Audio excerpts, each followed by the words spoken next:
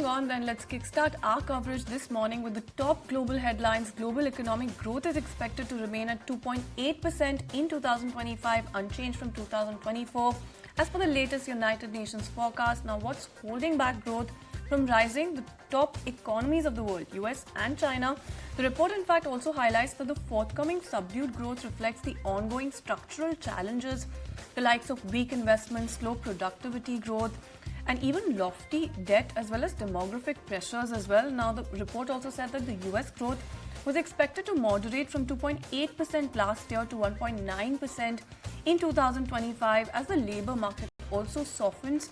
And meanwhile, you do have consumer spending that is also slowing. All right, meanwhile, there's a mild cut to China estimates as well, from 4.9% in 2024 to 4.8% this year, with public sector investments and even the strong export performance partly offset by subdued consumption and lingering property sector weakness. On the flip side, Europe is expected to see a modest recovery, with growth going from 0.9% in 2024 to 1.3% going ahead in 2025.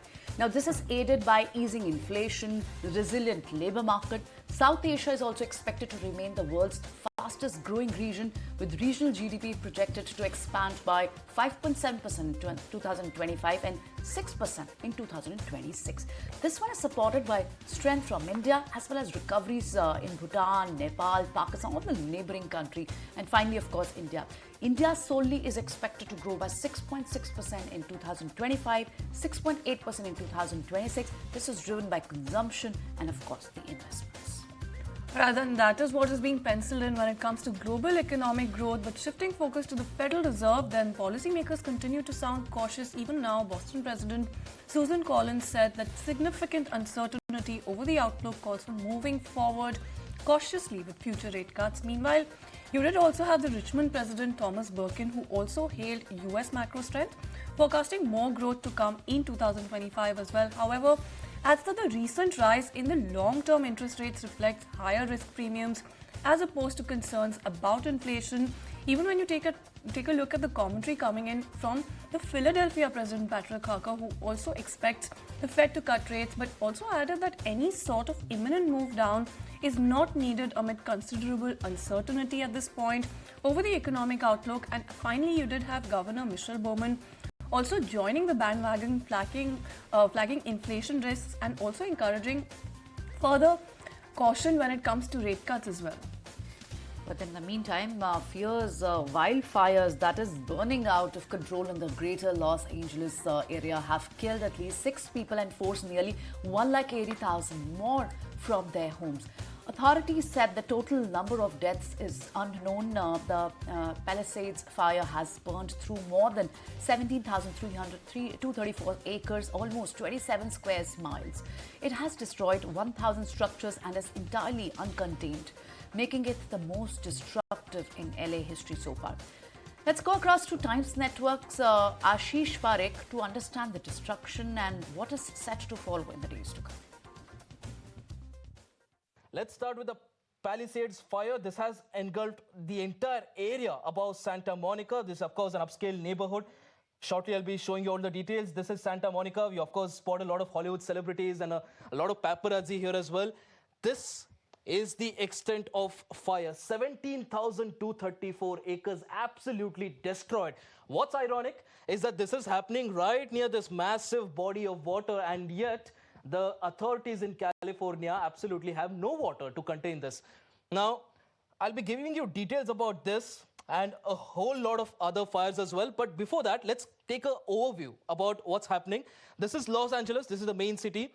This is, of course, the Palisades fire. Just on the eastern side, you see the Eaton fire. This is not very far away, but still it is something that has damaged around 800 acres.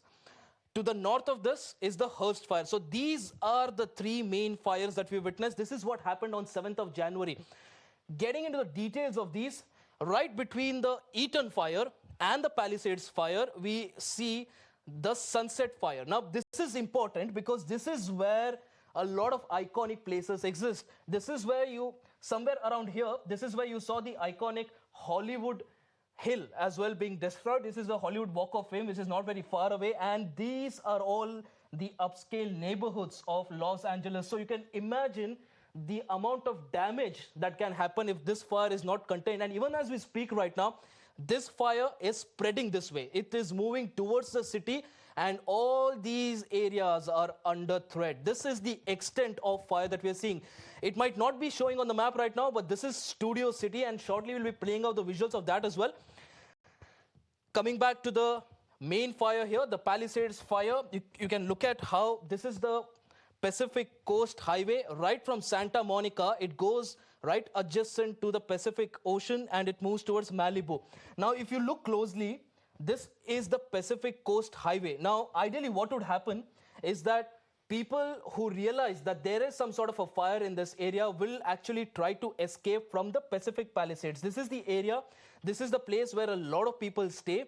There is a school, there is a college, there are big hotels as well here. And we have one visual that I'll ask my team to play out now at a school near the Pacific Palisades. Now, Pacific High, Palisade High, in fact, is the name of the school, and that's exactly where this occurred. We'll be playing out those visuals correspondingly to ensure that you get an idea about what's happening. Right, so this is the road that you see on your screens right now. I believe it is being played out. Yes, this is the road that you see on your screens. This is where it happened. So all the people living here, the first thought in their mind would have been to escape towards the Pacific Coast Highway and then start moving towards Malibu.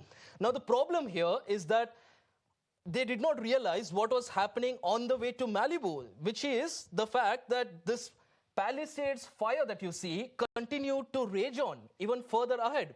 So what eventually happened is that a lot of this Pacific Coast Highway, you see the red line here, this is part of the Pacific Coast Highway that has also been engulfed in fire. We have the visuals for that as well. We'll switch to those visuals now. The Pacific Coast Highway, a lot of people who were trying to escape towards Malibu also got caught here, and the visuals are absolutely stunning. If you like this video, then like, share and subscribe to ET Now.